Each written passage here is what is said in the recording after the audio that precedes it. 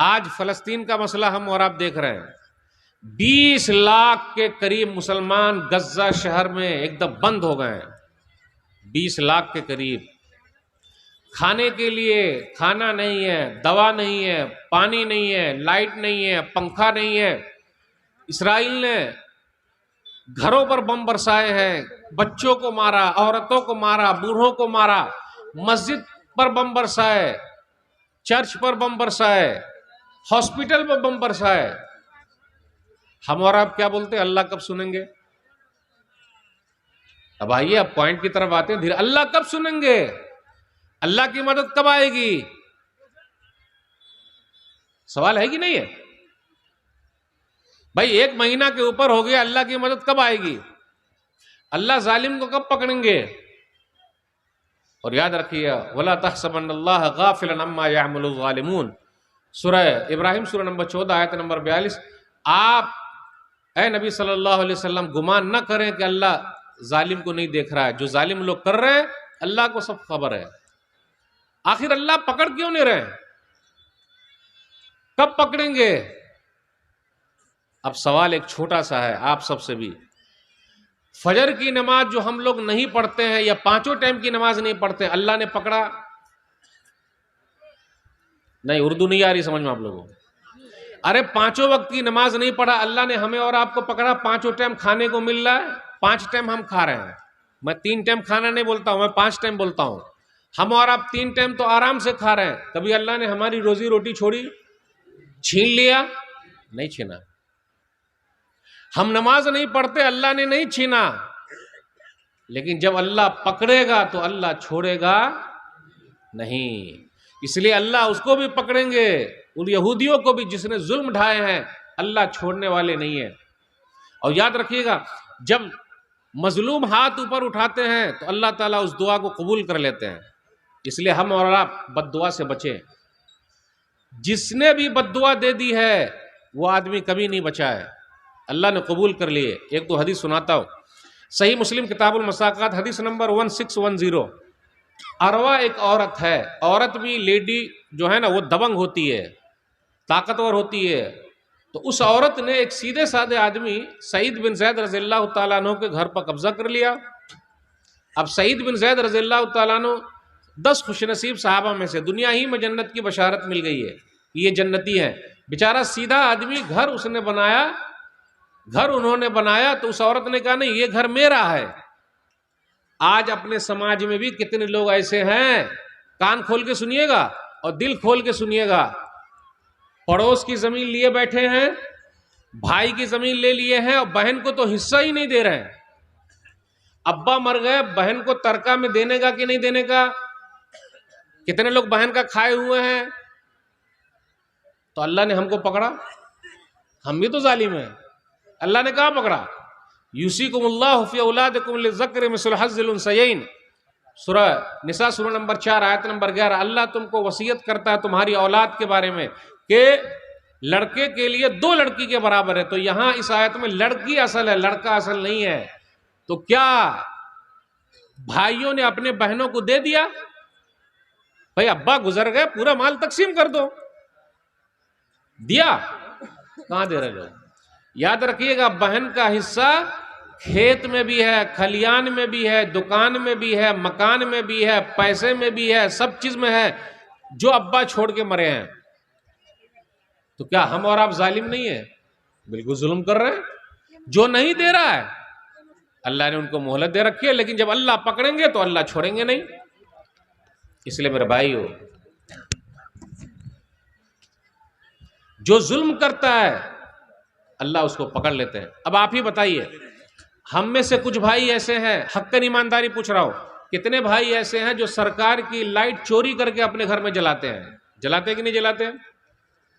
यह भी हराम का है, कान खोल के सुन लीजिएगा। चाहे सरकार की चोरी कीजिए वो भी हराम, दूसरे की चोरी कीजिए वो भी हराम। हक्कन ईमानदारी बोलता हूं, पहले अपने लोगों के यहाँ नाला बहता था, पानी का नाला, नाला जानते हैं ना, पानी का नाला, उसको पाट पाट के घर बना लिया है, यह भी हराम है। अगर सरकार की जमीन पर कब्जा करके घर बनाया, यह भी हराम, यह भी जुल्म है। किसी के एक बित्ता जमीन ले लिया, एक बित्ता सिर्फ, चाहे भाई का ले लिया, बहन का ले लिया, पड़ोसी का ले लिया, और आप मुझे बोलने दीजिए, मदरसे का ले लिया, मस्जिद का ले लिया, कब्रिस्तान का ले लिया, कफन निकाल लिया। कितने लोग मदरसा की जमीन पर कब्जा किए हुए हैं, कितने लोग मस्जिद की जमीन पर कब्जा किए हुए हैं, किए हुए कि नहीं किए हुए हैं, छोड़ ही नहीं रहे वो लोग। तो क्यों ये जुल्म नहीं है? अल्लाह ने पकड़ा? हाँ, अल्लाह पकड़ेंगे, अल्लाह पकड़ेंगे, सुन लीजिए। इसलिए हमने और आपने किसी का भी ले लिया उसको देना पड़ेगा, और नहीं दीजिएगा और उसने हाथ ऊपर उठा दिया तो हम और आप गए काम से। पहले जो दो खेत के दरमियान, दो खेत के बीच में जो आड़ी होती थी, इतनी मोटी आड़ी होती थी। आड़ी को क्या बोलते हैं भाई? आप लोग आड़ी ही बोलते शेख? आड़ी बोलते, क्या बोलते हैं? आल, बंगला में। अच्छा, बंगला में आल बोलते। ये पहले इतना मोटा होता था, अब पतला हो गया, यानी काट काट के, ये भी काट रहा, ये भी काट रहा, काट काट के एकदम आरा बना दिया, जिसे लकड़ी काटते हैं। अल्लाह ने दोनों की बरकत छीन ली, न इसकी जमीन में उपजाऊ हो रहा, न इसकी जमीन में हो रहा है। अल्लाह ने छीना कि नहीं छीना? तो ये तो नेमत आपसे छीन रही है। तो मेरे भाइयों, जिसने भी जिसका भी हक लिया है, चाहे पड़ोसी का लिया, भाई का लिया, बहन का लिया, मदरसे का लिया, सरकार का लिया, मस्जिद का लिया, कब्रिस्तान का लिया, देना पड़ेगा। और अगर नहीं दिया और उसने हाथ ऊपर उठा दिए तो खत्म हो गया काम से। जैसा कि यह हदीस, अरवा उस औरत ने कहा सईद बिन ज़ैद रज़ियल्लाहु ताला अन्हु के घर के बारे में कि यह घर मेरा है। अब बेचारे सीधे साधे आदमी, उन्होंने एक हदीस सुना दी।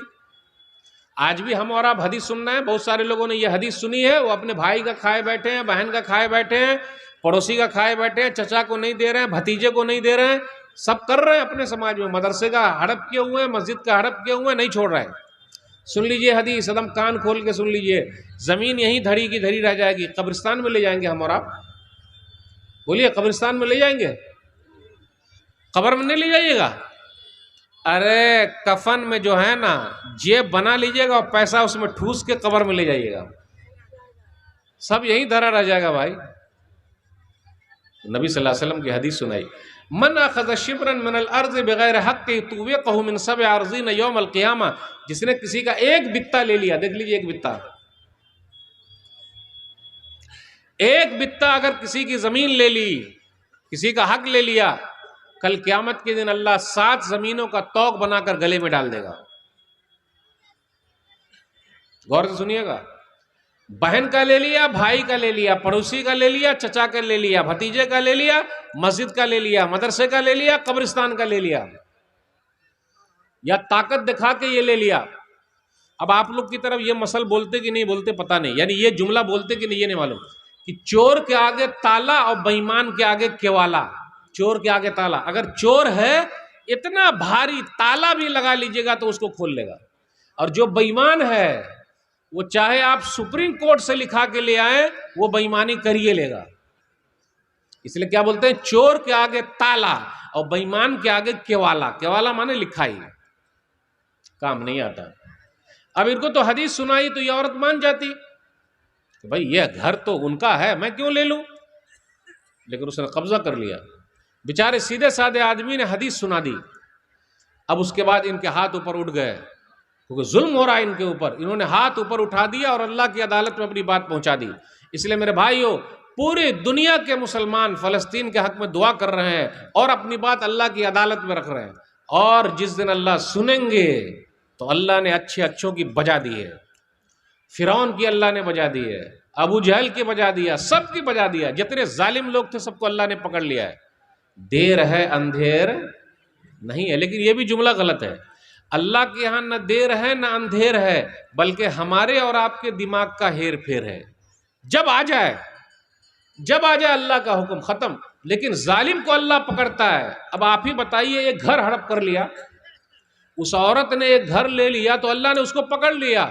अब उसने तो कई हजार घरों को तोड़ दिया है, बच्चों को मारा है, तो अल्लाह नहीं पकड़ेंगे। लेकिन हम और आप भी किसी से कम नहीं है। अगर हमने भी और आपने भी किसी का ले लिया है तो दे दीजिए अल्लाह के वास्ते। सईद बिन ज़ैद रज़ियल्लाहु ताला अन्हु ने हाथ ऊपर उठा दिया और कहा, अल्लाहुम्मा इन कानत काज़िबतन फ़अमी बसरहा वजल क़ब्रहा फ़ी दारिहा। ऐ अल्लाह, यह औरत झूठी है, इसको अंधी बना दे और इसके घर को ही कब्रिस्तान बना दे। अपने गांव घर में आपने देखा होगा, पहले लोग बड़े मालदार थे, आज वो रोड पर भीख मांग रहे हैं, और जो गरीब था आज महलों में है। मैं एक जगह गया, वहां मैंने देखा कि एक आदमी मस्जिद के बाहर भीख मांग रहा है। तो लोगों ने कहा, मौलवी साहब इनको जानते हैं? भैया हमको क्या मालूम। तो कहा ये वो मालदार आदमी था कि शोरूम में जब भी कोई नई गाड़ी आती थी तो पहले इसके पास फोन आता था कि पुरानी गाड़ी ले आइए, नई गाड़ी ले जाइए। आज वो भीख मांग रहा है। आप गांव घर में देख लीजिए, मैं तो जानता हूं अपने गांव घर में, जिनका तोती बोलता था, जानते हैं, ये तो बहुत हार्ड उर्दू हो जाएगी, तोती बोलता यानी जिसका बड़ा नाम था, जहां भी चलो बोलते थे ये हमारी जमीन है। आज ऐसा हो गया है कि रहने के लिए मकान नहीं है। बात सही है? सही बोल रहे, आ रही बात समझ में? तो अगर जुल्म कीजिएगा तो दुनिया ही में अल्लाह दिखा देंगे। अल्लाह छोड़ते नहीं, मोहलत दे रहे हैं, सुधर जा। कुछ दिनों के बाद वो औरत अंधी हो गई। भाई अब मजलूम, जिन पर जुल्म हुआ उसने हाथ ऊपर उठा दिए और अपना मामला अल्लाह के यहां कर दिया। अल्लाह के यहां केस हो गया, खत्म। कुछ दिनों के बाद वो औरत अंधी हो गई। अरे जब अंधी हो गई तो फिर आके माफी मांग लेती।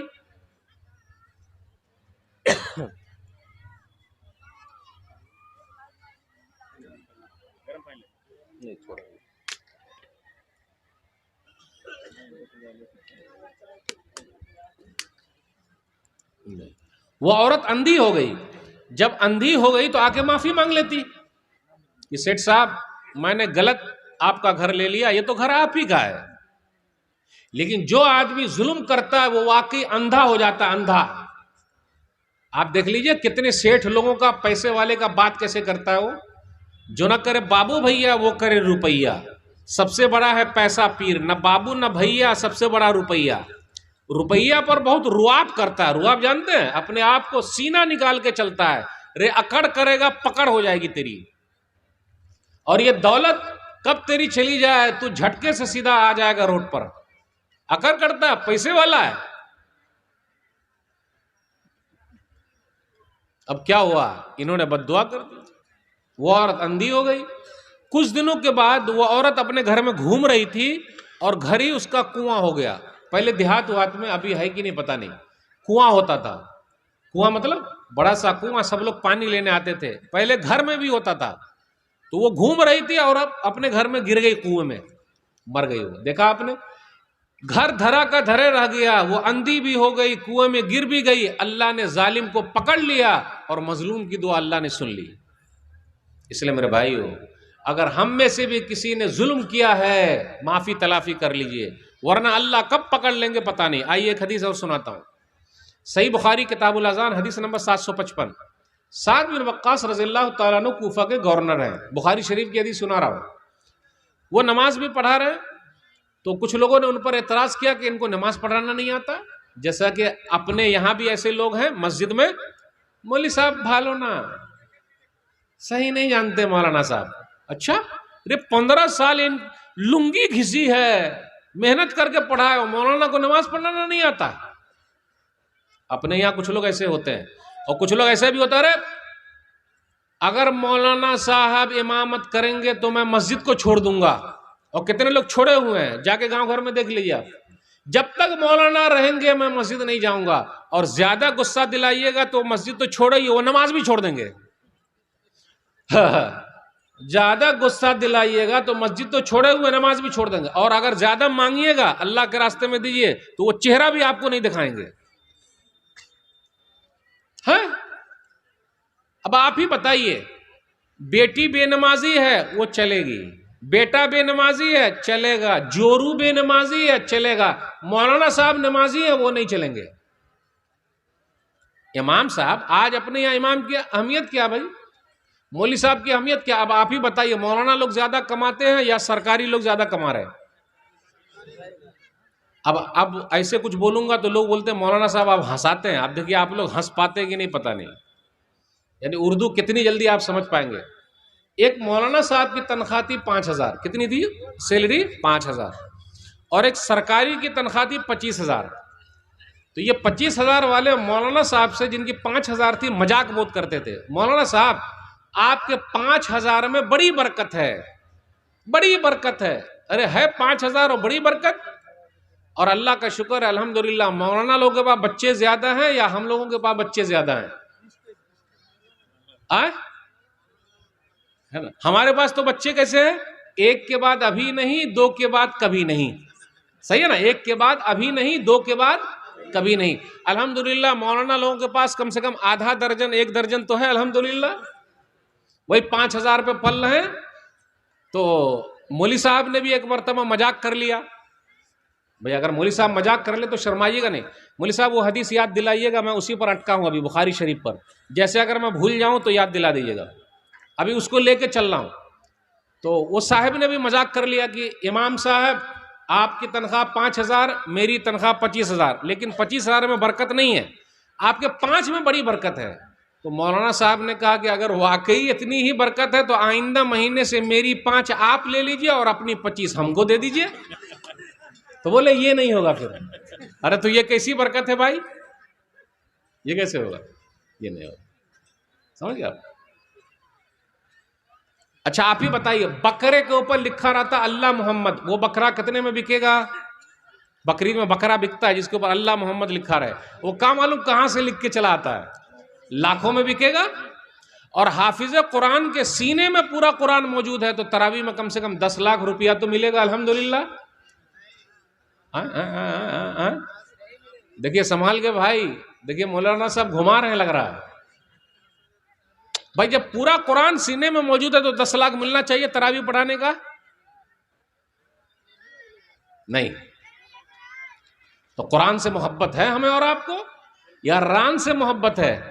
खाने वाला आप ही बताए, रान से मोहब्बत है या कुरान से मोहब्बत है? कुरान से है। 3 दलील देकर अभी नीचे कर दूंगा कि कुरान से मोहब्बत है ये नहीं है। अच्छा कुरान का ट्यूशन ज्यादा महंगा है या इंग्लिश ट्यूशन ज्यादा महंगा है? तो कुरान से कैसे मोहब्बत हुई भाई? कुरान पढ़, रान बोले हैं आप? अच्छा सॉरी मैं समझ नहीं सका। यानी रान से मतलब खाने वाला रान, उससे बड़ी मोहब्बत है।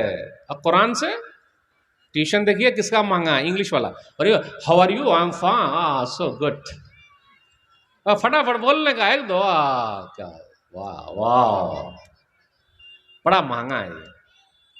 कुरान से मोहब्बत है अल्हम्दुलिल्लाह। ये सब इलाके में लोग जरा दीन से जुड़े हुए हैं, बच्चे मदरसे में पढ़ रहे हैं, वरना आप तो स्कूल का एक सिस्टम चला है मेरे भाई हो। इसलिए उलमा की इज्जत कीजिए, एहतराम कीजिए। अभी वही मैं अटका हूं बुखारी शरीफ की हदीस पर, अभी मैं शुरू किया था। तो मस्जिद में कुछ छिट खोपड़ी, जानते छिट खोपड़ी? हाँ बांग्ला में क्या बोलेंगे छिट खोपड़ी को?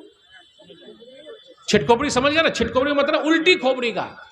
कुछ लोग अपने मस्जिद में भी ऐसे लोग आते हैं जो उल्टी खोपड़ी के होते हैं, उनको सिर्फ इमाम से ही तकलीफ है, मुअज्जिन से ही तकलीफ है, खादिम साहिब से तकलीफ है, अपने बेटे से कोई तकलीफ नहीं। अब एक आदमी था, इसे बुखारी शरीफ की हदीस में सुना रहा हूं। तो उमर बिन खत्ताब रज़ियल्लाहु ताला अन्हु का दौर था, उन्होंने क्या किया, साद बिन वक्कास रज़ियल्लाहु ताला अन्हु को कूफा से हटा दिया और अम्मार बिन यासिर रज़ियल्लाहु ताला अन्हु को गवर्नर बनाकर भेजा। फिर उसके बाद एक टीम बैठाई, उस टीम ने रिसर्च किया, जांचा, देखा कि भाई वाकई इनको नमाज पढ़ाना नहीं आता क्या? आज अपनी यहाँ टीम नहीं बैठती है। अगर एक मस्जिद में इमाम साहब 6 महीने में बदली ना हो तो वो इमाम ही नहीं है। सही है कि नहीं? और अगर 5 साल 10 साल इमाम साहब एक मस्जिद में टिक गए, जबकि पूरी दुनिया में सबसे मुश्किल काम है इमामत करना, 24 घंटे उनको रहना पड़ता है, आंधी हो, तूफान हो, फसाद हो, कुछ भी हो, माइक से आवाज वो देंगे। शेख साहब इसी हदीस पर अटका हूं, अगर निकल गया तो फिर लौटा दीजिएगा। एक मरतबा मुअज्जिन साहब ने अजान दी, अल्लाहु अकबर, अजान हो गई, मस्जिद में कोई नहीं आया। अब फजर में कहाँ आते आप ही बताइए? जबकि हॉर्न से अजान हो रही है, माइक से अजान है, मस्जिद में आ रहे हैं क्या? चलिए, तो मुअज्जिन साहब ने दोबारा अजान दे दी तो पूरी मस्जिद भर गई। समझाने के लिए, अरे रे, ये डबल अजान काहे दे रहे हैं आप? ये डबल डबल अजान दे रहे हैं, ये कैसे मुअज्जिन साहब हैं ये? बोले आप लोगों को समझाने के लिए दिया हूं। कितने लोग हैं? तो अगर डबल अजान हो जाए तो हम लोग जाएंगे ही समझाने के लिए। समझाने के लिए जाएंगे नहीं जाएंगे? समझाने के लिए जाएंगे। लेकिन एक अजान हो तो नमाज के लिए नहीं जाएंगे। मेरे भाइयों, अल्लाह की मदद कैसे आएगी आप ही बताइए। आज दुआएं हो रही है पूरी दुनिया में, आमीन बोलने वाला फजर में कोई है ही नहीं। हमारी मस्जिदें खाली है, वीरान है। दुआ कैसे कबूल होगी आप ही बताइए? कौन दुआ करेगा? कब अल्लाह का अजाब हम पर आ जाए, और अल्लाह का अजाब आ रहा है। कभी सैलाब आ गया, पूरा सब कुछ तहस नहस हो गया, फिर भी हम और आप नहीं मानते। मसाइल पैदा हो गए। अभी उसी हदीस पर अटका हूं। इमाम की इज्जत करना सीखिए, एहतराम कीजिए। इमाम साहब की दुआ भी लगती है, इमाम साहब की बद्दुआ भी लगती है। यह हदीस मैंने एक जगह सुनाई तो दो आदमी में झगड़ा था, इमाम साहब में एक दूसरे आदमी। ये हदीस सुनने के बाद दोनों आदमी आके गले मिले और रोना शुरू कर दिए। तो आप सबको भी मैं कहता हूं, अगर आपने भी किसी मौलवी साहब से, इमाम साहब से कुछ मसला कर रखा है, अल्लाह के वास्ते माफी तलाफी कर लीजिए। अगर इमाम साहब बद्दुआ दे देंगे तो आप कहीं के भी नहीं रहेंगे। सुन लीजिए यही हदीस। उमर बिन खत्ताब रज़ियल्लाहु तआला अन्हु ने एक कमेटी बैठाई, उस कमेटी ने सर्च किया तो एक आदमी खड़ा हुआ, उसामा बिन क़तादा। उसने कहा हाँ, इनको तो नमाज पढ़ाना नहीं आता, ये सही तकसीम नहीं करते, जिहाद फी सबीलिल्लाह में नहीं निकलते। अच्छा, उसके बाद साद बिन वक्कास रज़ियल्लाहु तआला अन्हु खड़े हो गए और कहा, ऐ अल्लाह, ये आदमी झूठा है और दिखावे के लिए खड़ा हुआ है। ऐ अल्लाह, इसकी फकीरी बढ़ा दे, यानी इसको गरीब बना दे। ऐ अल्लाह, इसको फितने में डाल दे, इसकी उम्र लंबी कर दे। 3 बद्दुआ दे दी। उम्र लंबी कर दे, गरीब बना दे, आजमाइश में डाल दे। अब गौर कीजिएगा मेरा भाई हो, कुछ दिनों के बाद वो बद्दुआ उसको लग गई। इमाम साहब की बद्दुआ लग गई, इसलिए इमाम की बद्दुआ से बचिए। लग गई बद्दुआ, बद्दुआ लगी। वो रास्ते में जा रहा था और जाता था, लड़कियों को छेड़ा करता था, और उसके ये जो भौं के बाल है ना, भौं के बाल, ये भौं के बाल अंदर घुस गए।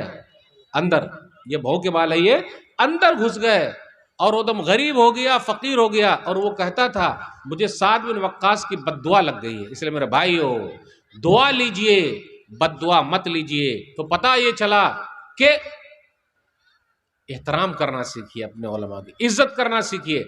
अरे उनकी तनख्वाह अच्छी रखिए भाई, उनके पास भी बाल बच्चे हैं, कहां से खाएंगे पिएंगे। अच्छा ये बताइए, मौलाना लोग के बच्चे बीमार पड़ते कि नहीं पड़ते?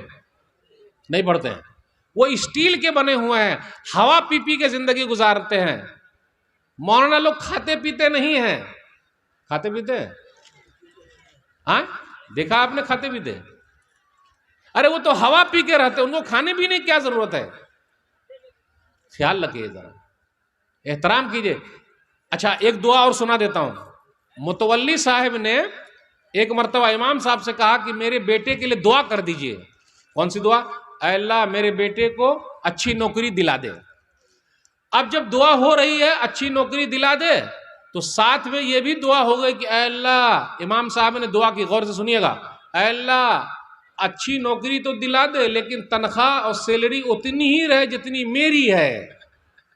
वो अरे इमाम साहब कैसी दुआ कर रहे हैं आप? यानी जितनी मेरी है उतनी ही सैलरी रहे, तो ये कैसे हमारा घर चलेगा? वाह रे वाह मुतवल्ली साहब, आपका घर नहीं चल सकता तो हमारा कहां से चलेगा? वाह वाह, समझ में आ रही उर्दू? इसलिए मेरे भाई हो, उलमा का हाँ ऐलान कीजिए, माइक से करिए। एक 5 साल का बच्चा गायब हो गया है, नाम एजाज है, वालिद का नाम मोहम्मद आसिफ, गांव रतनपुर। तो किसी को अगर मिला हो या कहीं कोई ऐसा बच्चा नजर आया तो स्टेज से राब्ता करें, यहाँ करके पहुंचा जाए। 5 साल का एक बच्चा, नाम एजाज, वालिद का नाम मोहम्मद आसिफ, गांव रतनपुर। कहीं भी ऐसा बच्चा दिखे तो उसको स्टेज तक लाने की कोशिश करें। जी, बात चल रही है अपने समाज में, हम अखलाकी गिरावट में कितने नीचे आ गए। एक जुमला याद रखिएगा, बड़का बिगड़ा तो छोटका बिगड़ा। ये जुमला समझ रहे हैं आप? बड़का बिगड़ा तो छोटका बिगड़ा। ये जो खैनी खाते हैं ना हम, और आप तंबाकू, खैनी, गुटखा, पान पराग और क्या है, आहा, तकरीर में मौलाना के सामने बैठ बैठ के मिला मिला के खा रहे हैं यहां रख रख के। तो बड़का बिगड़ा तो छोटका बिगड़ा। जब बड़का सब खाएगा तो छोटका खाएगा कि नहीं खाएगा? बिल्कुल खाएगा। अच्छा आप ही बताइए, घर में अम्मी भी खाती है, अब्बू भी खाते हैं, बीड़ी सिगरेट भी पीते हैं, लाता कौन है? छोटे बच्चे लाते हैं। बच्चा देखता है, अरे अब्बा के मुंह से धुआं निकल रहा, मेरे मुंह से धुआं कब निकलेगा? ला मैं भी धुआं निकालता हूं। निकाल रहा कि नहीं निकाल रहा? इसलिए लोगों के लिए नमूना बनिए, खैनी उनी मत खाइए। आज मैं सफर कर रहा था, अभी दरभंगा से कटिहार आ रहा था जानकी एक्सप्रेस से, तो एक 85 साल के बुजुर्ग मियाँ बीबी सफर कर रहे थे और माशाल्लाह वो टोपी लगाए हुए तो सामने खैनी खा रहे हैं। तो मैंने कहा दादा जान ये क्या कर रहे हैं? आप अगर खा रहे हैं तो हम भी खाना शुरू कर देंगे, क्योंकि मेरे दादा खा रहे हैं तो मैं भी खाऊं। तो जरा उनको झटका लगा, अरे ये क्या बोल रहे हैं? तो मैं कहा कि ऐसा कीजिए, इसको बंद कर दीजिए। तो जितना निकाले थे उतना वो उसमें रख दिए और उसके बाद डिबिया को बंद कर लिया। जब डिबिया को बंद कर लिया तो मैंने कहा दादा जान वो डिबिया हमें दे दीजिए ताकि हम फेंक दें। तो उसकी बुढ़िया जो थी दादी माँ, ना ना ना ना ना मत दीजिएगा।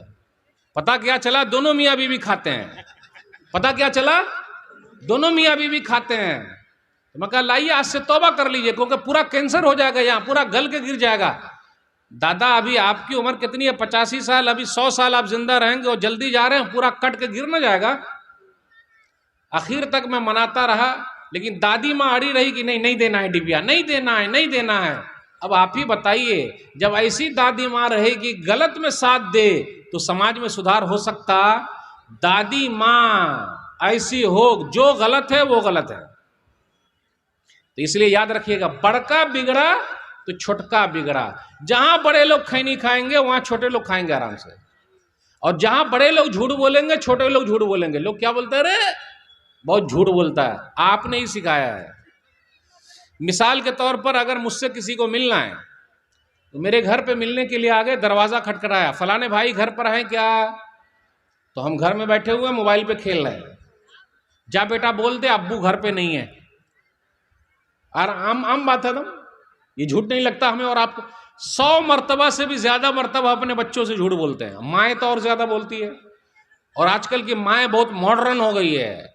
जब पेट में बच्चा था तो मोबाइल से खेल रही थी, और जब बच्चा पैदा हुआ तो बच्चा मोबाइल से खेल रहा है। तो जैसा सोचिए वैसे बच्चे पैदा हुए। सब मोबाइल का जमाना है। और अपने यहाँ ये भी है, जिसके पास पैसा ज्यादा है वो महंगा मोबाइल लेता है, कम से कम 50 हजार वाला 1 लाख का। और मोटरसाइकिल जो है, एक 1.5 लाख वाली कोई मोटरसाइकिल आती है क्या, फटफटिया, क्या नाम है उसका? हाँ हाँ हाँ हाँ। तो ये पैसे वाले जितने हैं ना, जो बाहर कमा रहे हैं या अंदर कमा रहे हैं, पैसा है तो 2 चीज में बहुत दिखा रहे हैं। और उनके बच्चे लोग भी बिगड़े हुए हैं, इल्ला माशाल्लाह। ये 2-4 किस्म के लोगों के बच्चे बिगड़ते हैं। वो कैसे? कुछ मौली साहब के भी बच्चे बिगड़े हुए हैं, वो दूसरों को सुधार रहे हैं, इनके बच्चे बिगड़े हुए हैं। कुछ लोग बाहर कमा रहे हैं, पैसा भेज रहे हैं, बीवी भी पर्स लटका लटका के, मोबाइल लला, हर दिन मार्केट जा रही है। और बेटा बेहतरीन फटफटिया लेकर सिर्फ रेस में चलता है, आहिस्ता नहीं चलता है। 10 साल का है, पूरा टांग भी दोनों तरफ नहीं अड़ेगा, लेकिन फटफटिया आदम उड़ा के हवाई जहाज की तरह चलाता है। नहीं चलाता? देखे नहीं आप? तो 2 ही चीज है, 2 कट होगा। एक कट मारेगा तो इधर निकल जाएगा, और दूसरा कट अगर लगा सर में तो सीधा कब्रिस्तान चला जाएगा। और है ही अपने यहां, मैं तो जानता हूं ऐसे लोगों के। बाप की दौलत पे रुआब दिखाया। रुआब जानते हैं? मैं बड़ा हूं, अरे बाप की दौलत पर रुआब करता है। अपना कमाई करके कमा, तब देखा बाप की दौलत क्या है। तो मेरे भाइयों, बड़का बिगड़ा तो छोटका बिगड़ा। इसलिए अगर झूठ बोलिएगा तो बच्चे आपसे सीख लेंगे। ये बच्चे मन के सच्चे, हम सबके चच्चे, उनके दिल सबसे अच्छे। वो तन के उजले, मन के काले नहीं है हमारे और आपकी तरह। बच्चे, आजकल बच्चे लोगों का केस कोर्ट में गया नहीं गया, हमारे और आपका केस कोर्ट में जाता है। तो हमसे अच्छे बच्चे। तो मेरे भाई हो, बच्चों के साथ कभी भी झूठ मत बोलिए, वरना ये भी झूठ बोलना शुरू कर देंगे। अपने यहाँ समाज में क्या हो रहा है, अब आप लोग के यहाँ दान दहेज शादी ब्याह में है कि नहीं ये तो मैं नहीं जानता। बारात उरात है कि नहीं ये मैं नहीं जानता, और शायद कि नहीं होगा, क्योंकि माशाल्लाह आप लोग बड़े सीधे साधे लोग हैं। आ, आ, आ, आ, आ? अच्छा, आप लोग के यहाँ भी बुलेट गाड़ी है या 4 चक्का या 2 चक्का? अभी 2 ही चक्का चल रहा है, 2 ही चक्का पर। अभी 4 चक्का चालू हो गया दूसरी तरफ, 4 चक्का, 4 चक्का भी चालू है। चाचा बोल रहे 4 चक्का भी है। 4 चक्का समझ गया ना, 4 चक्का मतलब 4 व्हीलर, और क्या, इसलिए 4 चक्का 2 चक्का बाइक। पढ़े लिखे लोग भी ले रहे हैं, जो नहीं। एक जुमला याद रखिएगा, अगर आप उर्दू समझेंगे तो समझ आए। जिसके पास घर नहीं है, यानी घर भी नहीं है, जिसके पास घर नहीं है वो जहेज मांगता है, और जिसके पास घर है वो जहाज मांगता है। सिर्फ घर हो जाए तो जहाज मांगता है। अरे अपनी कमाई से तेरा पेट नहीं भरा, तेरे ससुर की कमाई से भर जाएगा। भिखारी है भिखारी। और ऐसी दौलत टिकती उकती नहीं है। कोई बता दे कि टिक गई है। हम और आप कैसे हो गए? किसी दिन अगर बीवी ने कह दिया बोलिएगा नहीं, ये कुर्सी मेरी है, मेरे अब्बा ने दिया है, अच्छा लगेगा? बोलिएगा नहीं, जिस फ्रिज में ठंडा पानी आप पी रहे हैं मेरे अब्बा ने दिया है, अच्छा लगेगा सुनते हुए? अरे जिस पलंग पे आप सो रहे हैं मेरे अब्बा ने दिया है, अच्छा लगेगा? लग रहा है ये उर्दू नहीं आ रही समझ में। अरे नहीं आ रही, सही सही बोले आप, नहीं आ रही, ये वाली नहीं आएगी समझ में। अच्छा, दान दहेज लेना चाहिए कि नहीं लेना चाहिए? कितने लोग साथ देंगे? आज से नहीं लेंगे। बोलने हथवा ना उठाइए, बस मन ही मने बोल। है कुछ लोग साथ देने वाले कि इंशाअल्लाह हम दान दहेज नहीं लेंगे। आपकी शादी नहीं हो गई? आपकी हो गई है, चलिए अल्हम्दुलिल्लाह। दान दहेज खत्म कैसे होगा भाई? खत्म कैसे हो? जितने लोग बैठे हुए, अगर आज यहां से कसम खा के निकले हम अपने बेटे में दान दहेज नहीं लेंगे, चाहे जो हो जाए, पूरे गांव वाले बैठ के एकदम पंचायत करें नहीं लेंगे, और बाइकाट करें कि जो भी लेता है उसके निकाह नहीं पढ़ाएंगे, वो दूसरे मौलाना फिर आके पढ़ा देंगे, ये भी मसला है। मौलाना लोगों का इत्तेहाद ही टूट जाता है। हाँ, आप इसे बुरा ना मानिएगा, सही है, बुरा ना मानिएगा, है ही। अगर इत्तेहाद भी हो जाए कि भाई जो भी गाजा बाजा किया, ढोल बाजा बजाया, दान दहेज लिया, उसका निकाह नहीं पढ़ाएंगे, और जनाजा भी नहीं पढ़ाएंगे उसके घर का, बाइकाट। लेकिन दूसरे लोग आ जाएंगे। अच्छा, आप लोग क्या बारात जाने का भी सिस्टम है क्या? कितना सौ जाता है भाई? अच्छा, किस लिए जाता है? क्या आपको घर पे खाना नहीं मिलता? हमें और आपको मिलता कि नहीं मिलता? वहां जाके क्या खाते हैं? नहीं नहीं नहीं, क्या खाते हैं अब आप ही बता। जो खाना हम और आप प्लेट में खा रहे हैं, हक्कर ईमानदारी मेरी तरफ देखिएगा और मुझसे आंख में आंख मिलाइएगा, ये एक प्लेट खाना हो सकता सूद के पैसे का हो, क्योंकि बाप के पास दौलत नहीं है तो वो भीख मांग के लाया होगा, जमीन बेचा होगा अपनी बेटी के लिए, सूद पर पैसा लाया होगा अपनी बेटी के लिए, और आप खाने के लिए चले गए हैं। और खाने में भी आप कीड़ा निकालते रहे। बूटी इधर ला, टूटी ने रे दांत हिल रहा है, मैं बीमार हूं, तो गए काहे को? अच्छा, जाइए बारात, एक रिक्वेस्ट मान लीजिए, बारात में जाकर सिर्फ सब्जी रोटी खा के आने का। एकदम सन्नाटा छाया हुआ, लग रहा उर्दू नहीं समझ में आ रही है। बारात जाएंगे और सब्जी रोटी खाएंगे, नारा लगाइए, बारात जाएंगे सब्जी रोटी खाएंगे, दाल भात खाएंगे। अरे मौलवी साहब, दाल भात जब घर में नहीं चलता तो बारात में क्या चलेगा? आप ही बताइए। फिर वहां जाके हम और आप कीनले पानी पीते, जानते कीनले पानी, बिस्लेरी वाला पानी। आपके जो नल का पानी है वो बिस्लेरी से लाख गुना अच्छा है, लेकिन वहां जाकर कीनले पानी। और प्लेट पूरी खाते नहीं हम और आप, आधा खाना उसी में छोड़ देते हैं, क्योंकि पूरा खा लेंगे तो लोग समझ जाएंगे ये मौलवी है। और मौलाना लोग भी बारात जाते हैं। ये मैं ऐसा नहीं कि मैं वन साइड बात करूं, सही है ना, हमारे बुजुर्ग सही। हाँ, मौलाना लोग भी जाते हैं, तो मौलाना लोग दलील हैं, वो जाते हैं तो। और जहां जहां बारात जाती है, कहीं कहीं एक्सीडेंट हो जाता है, मर जाएंगे, लेकिन बारात जाना बस उलट गई। मैंने एकदम पुख्ता इरादा कर रखा है, 13 साल हो गए मैं बारात नहीं गया, इल्ला के ऐसी रिश्तेदारी जैसे अपना सगा कोई है, भाई है, साला है। तो अभी एक साले साहब की शादी हुई तो उनके साले के वलीमे के नाम पे वहां पहुंच गए, क्योंकि ये मियाँ बीवी दोनों MBBS डॉक्टर हैं। और आपके पूर्णिया में मेडिकल कॉलेज है, वहीं वो लोग पढ़ रहे हैं। अभी नया कॉलेज खुला है MBBS, अभी बन भी रहा है वो, है ना। अकेला चाहे जो हो जाए नहीं जाएंगे बारात।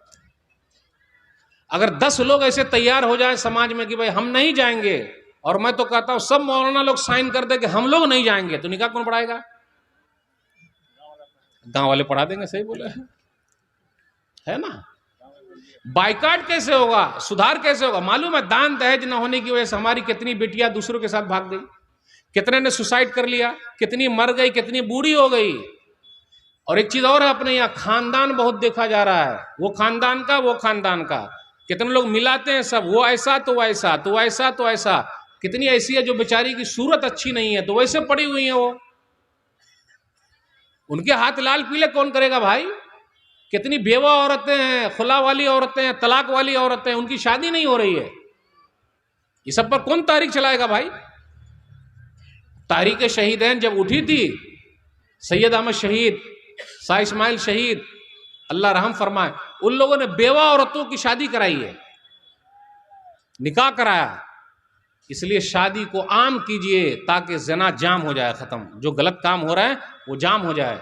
और अपने समाज में देख लीजिए, जल्दी शादी कीजिए जल्दी, क्योंकि आज मोबाइल का जमाना आ गया है, पूरी दुनिया मुट्ठी में चली आई है, कब औलाद बिगड़ जाए पता नहीं। एक बात और कह दूं, बुरा ना मानिएगा, इतना बड़ा मजमा है माशाअल्लाह, लेडीज भी है, जेंट्स भी है, सब कुछ है, लेकिन रोड वाला जो सिस्टम है उसमें मिक्स गैदरिंग हो रही कि नहीं हो रही है? उसको बचाएगा कौन? ये मैनेजमेंट की जिम्मेदारी है। लेकिन कुछ लोग ऐसे भी हैं इसमें, आंख से कुछ और नजर आते हैं, दिल में कुछ और रखे हुए हैं। हेलो आ गई है का? समझ गए? नहीं समझे? देखिए बुजुर्ग साहब समझ गए मेरी बात, वही उर्दू समझ रहे हैं सिर्फ। हेलो आई है का, क्या मतलब इसका?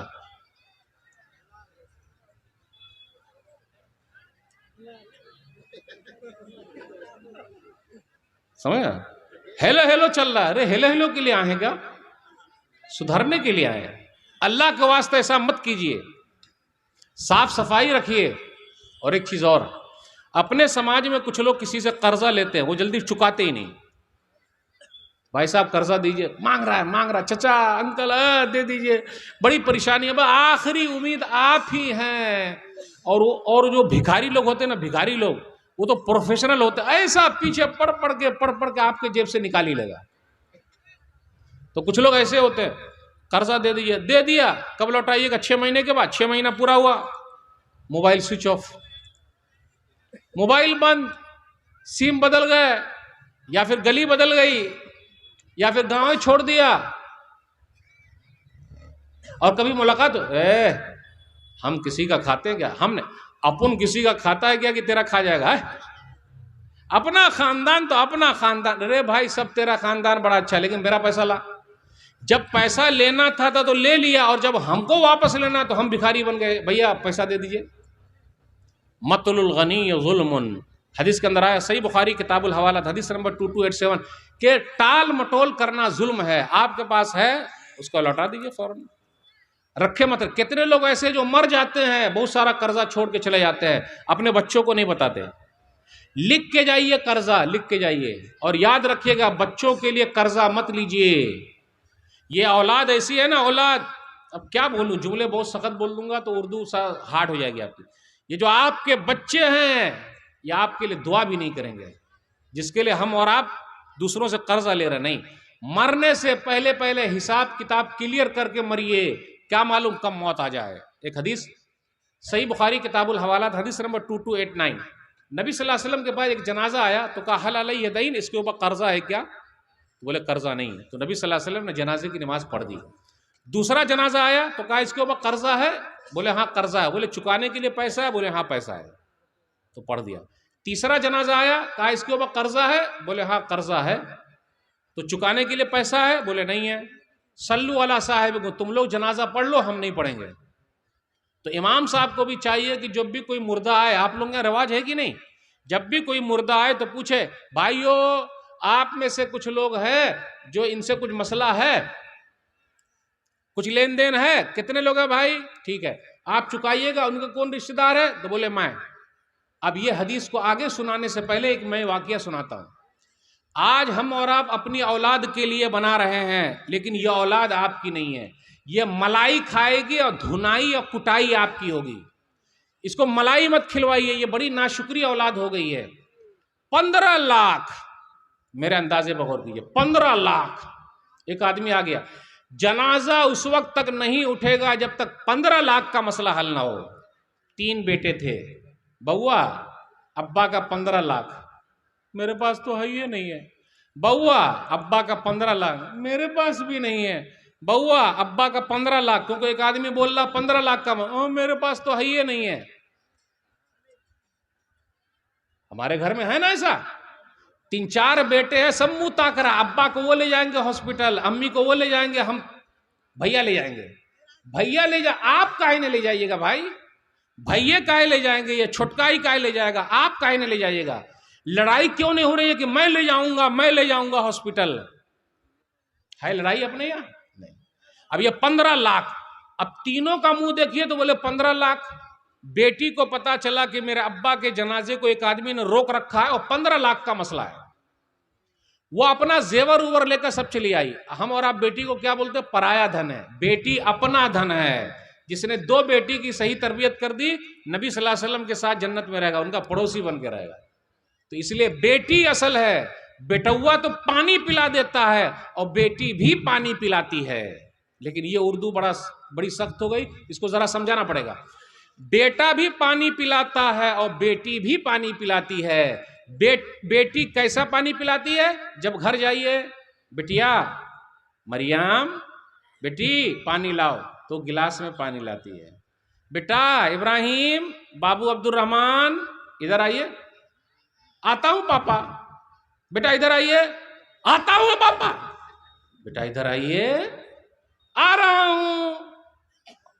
यह है पानी पिलाना। शेख साहब समझ गए, वो गाढ़ी उर्दू। ये तो कौन सा पानी हम और आप पीना चाहते हैं अपने औलाद की, वो पानी वाला पानी, ये वाला पानी नहीं है। काहे को वैसी औलाद को कर रहे हैं, काहे को उनके टेंशन में है। इसलिए बेटिया अपना धन है। तो बेटी पूरा जेवर लेके आ गई, कहा अंकल ये जेवर रख लीजिए, मेरे अब्बा को दफन होने दीजिए। अब ये आदमी फिर पलटी मारा, भाइयों सुनो सुनो सुनो, 15 लाख मुझे इस मुर्दे से लेना नहीं, बल्कि 15 लाख मुझे इस मुर्दे को देना है। तो अब ये तो मर गए हैं, मैं किसको दूं। अब तीनों बेटे का मुंह चूचू का मुरब्बा, जानते चूचू का मुरब्बा, ओहो हम ही बोल दिए होते। अब तीनों की हालत क्या होगी। तो वो आदमी समझ गया कि 15 लाख तीनों को नहीं देना, बल्कि किसको देना है, बेटिया को। तो तीनों भाई छोड़े होंगे अपनी बहन को, तीनों चले गए होंगे ला पैसा ला। अकेले लेगी क्या, ला पैसा ला। जैसे हम और आप बोलते हैं ना, बहनों ने माफ कर दिया, बहन नहीं लेती है तरका, बहन बोलती है नहीं लेंगे माफ। अरे कभी भाइयों तुम भी तो बोलो कि हम भाइयों ने माफ कर दिया, बहनों तुम लोग तकसीम कर लो। कभी ऐसा हुआ नहीं हुआ। अब उस हदीस पर आ जाइए।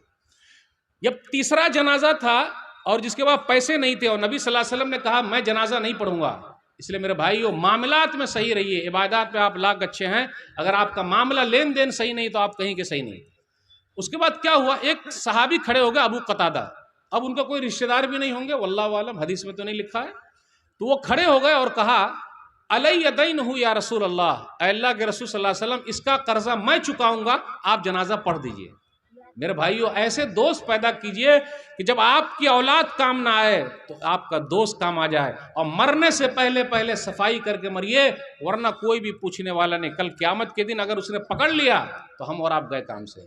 बातें बहुत सारी आपसे करनी थी, एक हदीस सुनाकर मैं आपसे रुखसत दूंगा। अगर हमने और आपने किसी से कर्जा लिया है उसको चुकाने की फिक्र कीजिए, एक हदीस चुकाने की फिक्र कीजिए, फौरन दे दीजिए। एक आदमी का वाकया बुखारी शरीफ में लंबा वाकया है, सही बुखारी किताबुल हवालात हदीस नंबर 2291। भाई साहब 1000 दीनार दीजिए। एक परदेसी आया, 1000 दीनार दीजिए।